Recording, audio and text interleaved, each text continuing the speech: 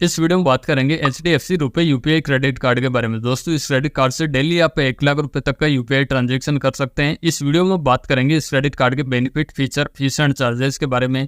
Complete जानकारी आपको मिलने वाली है, तो वीडियो को आप एंड तक देखें ताकि आपको रुपए यूपीआई क्रेडिट कार्ड की कंप्लीट जानकारी मिल सके।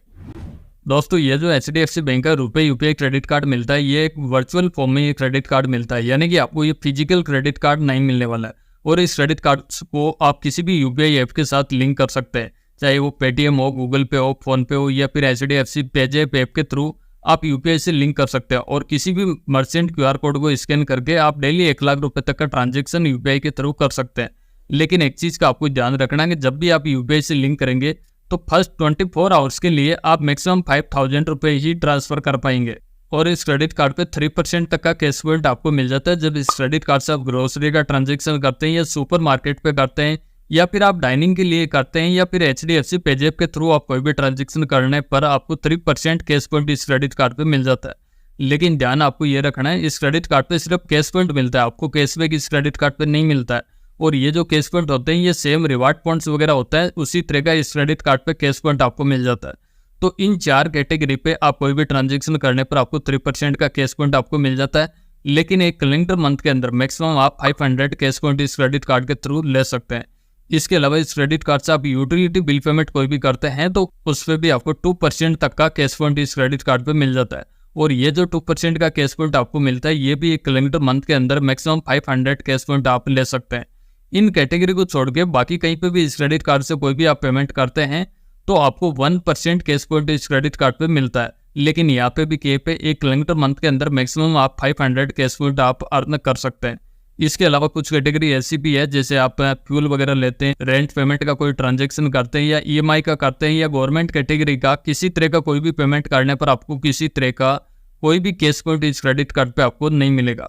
और इस क्रेडिट कार्ड पे जितने भी आपको कैश पॉइंट मिलते हैं, इनकी वैल्यू की यहाँ पे बात करें तो आपको 1 कैश पॉइंट की वैल्यू 25 पैसे तक की इस क्रेडिट कार्ड पे मिल जाती है। इनको रिडीम करके आप कोई भी ट्रेवल वाउचर ले सकते हैं, या फिर कोई वाउचर के लिए रिडीम कर सकते हैं, कैटलॉग के लिए कर सकते हैं, ऑनलाइन शॉपिंग कर सकते हैं, या फिर आप अपने स्टेटमेंट के अगेंस्ट में आप कैश में भी रिडीम करवा सकते हैं। लेकिन कैश में रिडीम करने के लिए आपको 500 रुपीज़ के अगेंस्ट में आपको रिडीम करना होगा। अगर आप 500 रुपीज़ के अगेंस्ट में आप रिडीम करते हैं तो उसके लिए आपको कम से कम 2000 कैश पॉइंट इस क्रेडिट कार्ड पे होना चाहिए, तभी आप स्टेटमेंट में क्रेडिट करा पाएंगे।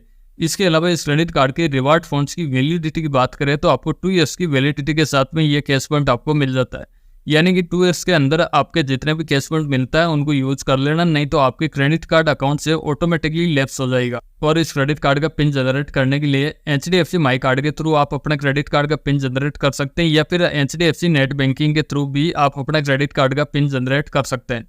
इसके अलावा स्क्रीन पे आपको नंबर दिख जाएगा, इस नंबर पे कॉल करके भी आप अपना क्रेडिट कार्ड का पिन वगैरह जनरेट कर सकते हैं। और इस क्रेडिट कार्ड को मैनेज करने के लिए HDFC नेट बैंकिंग के थ्रू मैनेज कर सकते हैं, या HDFC माई कार्ड के थ्रू भी आप पूरी तरह से मैनेज कर सकते हैं। और इस क्रेडिट कार्ड पे इंटरेस्ट फ्री ग्रेस पीरियड आपको टोटल 50 डेज का मिल जाता है, यानी कि इस क्रेडिट कार्ड के पैसे को आप 50 दिन तक विदाउट इंटरेस्ट के आप यूज कर सकते हैं।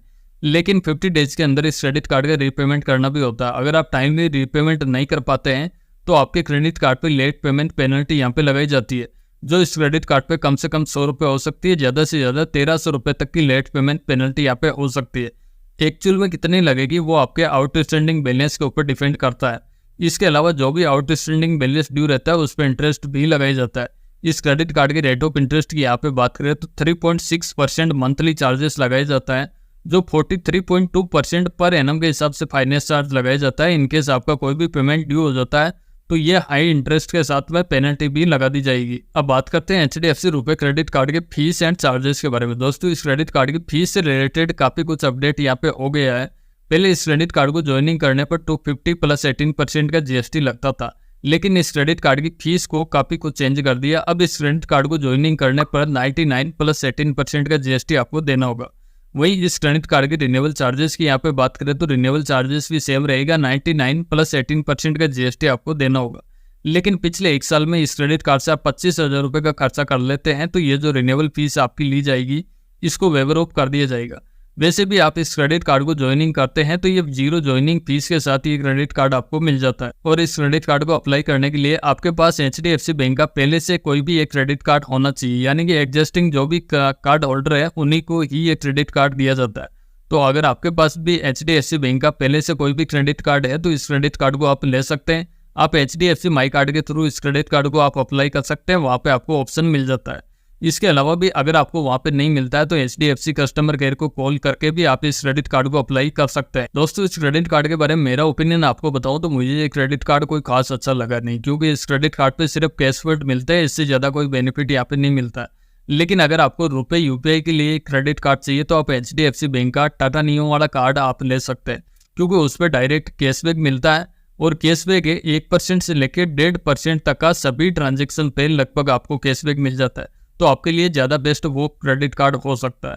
तो बस यही था HDFC रुपए UPI क्रेडिट कार्ड की जानकारी। वीडियो आपको पसंद लगी हो, आपके काम की लगी हो तो वीडियो को जरूर से लाइक करना। चैनल पर आप फर्स्ट बार विजिट कर रहे हैं तो चैनल को भी जरूर से सब्सक्राइब करना। साथ में जो नोटिफिकेशन बेल है उसको भी प्रेस करके रखना, ताकि हमारी आने वाली सारी वीडियोज़ के नोटिफिकेशन आपको मिलते रहे सबसे पहले। आज के लिए बस इतना ही, मिलते हैं नेक्स्ट वीडियो को, तब तक के लिए जय हिंद।